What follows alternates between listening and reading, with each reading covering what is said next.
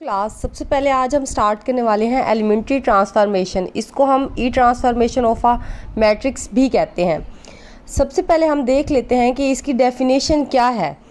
वो कहता है कि एनी एलिमेंट्री ट्रांसफॉर्मेशन मतलब ई ट्रांसफॉर्मेशन इज़ एनी ऑपरेशन, ये एक ऑपरेशंस होते हैं of any of the following types, मतलब इस टाइप्स के ये ऑपरेशंस होते हैं। सबसे पहले हमारे पास उसने कहा कि हम क्या कर सकते हैं, रो को इंटरचेंज कर सकते हैं, दूसरे मतलब आई रो को दूसरी जे रो के साथ चेंज कर सकते हैं। मतलब फॉर एग्जांपल अगर मेरे पास ये है, ये ऐसे समझे आई है और ये नीचे वाली जे है, तो मैं इन दोनों को इंटरचेंज कर सकती हूँ। इसी तरह से कॉलम भी एक दूसरे के साथ इंटरचेंज हो सकते हैं, इसको इसके साथ। हाँ, बट ये हो सकता है, ये नहीं हो सकता कि आप कॉलम को रो के साथ इंटरचेंज कर रहे हो, ये तो नहीं हो सकता। ठीक है। सेकंड कंडीशन ये है कि हम किसी भी रो को किसी नॉन ज़ीरो के मतलब कांस्टेंट वैल्यू 1 2 3 के साथ मल्टीप्लाई कर सकते हैं। इसको इसके साथ मैं मल्टीप्लाई कर दूँ या इसको इसके साथ मल्टीप्लाई कर दूँ। कॉलम में भी ऐसे कर सकते हैं, इसके साथ मल्टीप्लाई कर दूँ, इसके साथ भी कर दूँ, इसके साथ कोई इशू नहीं है।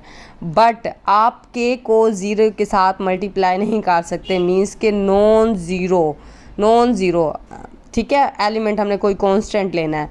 अच्छा, उसके बाद हमने देखना है कि हमारे पास अब सेकंड हमारे पास जो थर्ड वाला लास्ट ऑप्शन है, उसमें हम क्या कर सकते हैं कि हमने जिस रो में चेंजिंग करनी होती है प्लस उसके साथ हम कोई एलिमेंट मल्टीप्लाई भी कर सकते हैं और उसके साथ उसको मल्टीप्लाई करके दूसरे में ऐड करके चेंजिंग ला सकें।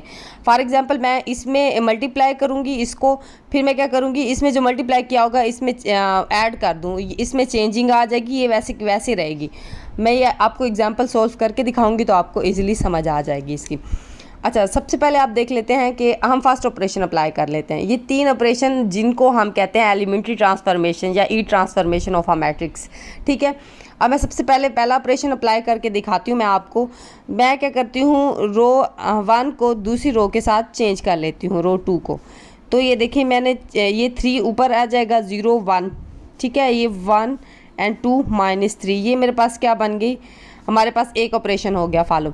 अब मैं कॉलम के साथ भी इसी तरह से कर सकती हूँ। मैं इस कॉलम को इसके साथ चेंज कर लेती हूँ, कोई इशू नहीं है।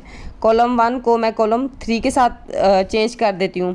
ठीक है, ये 3 1, ये 2 0 1 3, ये मेरे पास एलिमेंट्री ट्रांसफॉर्मेशन है। मैं तीनों इकट्ठे ऑपरेशन भी अप्लाई कर सकती हूँ, कि मैट्रिक्स को लेती जाऊँ।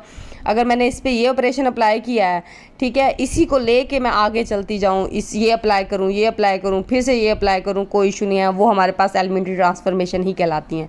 ठीक है, अब देखें इस पर मैं अब इसी पे मैं अप्लाई कर लेती हूँ, कोई इशू नहीं है। मैं इस पर ना अप्लाई करती हूँ, ये के वाला मैं क्या कहती हूँ, मैं R1 में ना मैं 2 को मल्टीप्लाई करती हूँ। ठीक है, R1 सॉरी, जो रो आप ले रहे हैं वो वहीं उसी को आपने मल्टीप्लाई करना होगा। ठीक है, आई के साथ ही, मतलब मैं इस रो को मल्टीप्लाई कर रही हूँ तो यहाँ भी मैं वही रो लिखूँगी, यहाँ भी वही रो लिखूँगी।